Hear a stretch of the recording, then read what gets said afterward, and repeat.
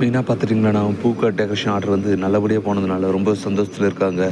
அந்த ஓனருமே வந்து கூப்பிட்டு, "நீ நல்லா பண்ணம்மா, இதே மாதிரி பண்ணு. நானும் உனக்கு வேறு எதனா ஆர்டர் வந்தால் கூட பிடிச்சி தரேன்" அப்படின்ற மாதிரி சொல்கிறாங்க. அதுக்கு மீனா, "சரிங்க, நான் நல்லபடியாக பண்ணுறேன். வேறு எதனா ஆர்டர் வந்தால் சொல்லுங்கள்" அப்படின்னு சொல்லிட்டு அங்கேருந்து கிளம்பிடுறாங்க. கிளம்பி போனவங்க பார்த்தீங்கன்னா ஸ்வீட் வாங்கிட்டு போயிட்டு அண்ணாமலைக்கு கொடுக்குறாங்க. அண்ணாமலையுமே வந்து எதுக்கான விஷயத்த கேட்குறாங்க.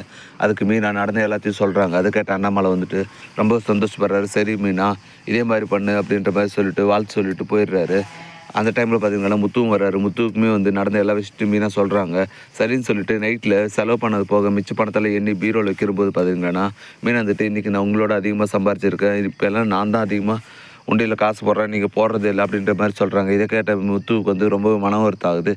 என்னடா இது, புதுசாக சம்பாரிச்ச உடனே தான் பொண்டாட்டிக்கு தலகணம் ஆயிடுச்சா, இப்படி நம்மளை இறக்கி பேசுகிறா, என்ன பண்ணலாம் அப்படின்ற மாதிரி யோசிக்கிறாங்க. மீனா இப்படி பேசிட்டாலே நம்ம என்ன பண்ணுறது அப்படின்னு சொல்லிட்டு ரொம்ப மன வருத்தத்தில் இருக்காங்க. இந்த மாதிரி அடுத்தடுத்து இன்ட்ரெஸ்டிங்கான விஷயங்கள் நம்ம சீரியலில் தொடர்ந்து நடந்துகிட்டே இருக்குது. மேலும் இது போன்ற வீடியோக்களை தொடர்ந்து வாட்ச் பண்ணால் மறக்காமல் நம்ம சேனலை சப்ஸ்கிரைப் பண்ணுங்கள். கூடவே பெல் பட்டனையும் அழுத்துங்க. அப்போ தான் நான் போகிற ஒவ்வொரு வீடியோ நோட்டிஃபிகேஷனும் வரும். தேங்க்யூ.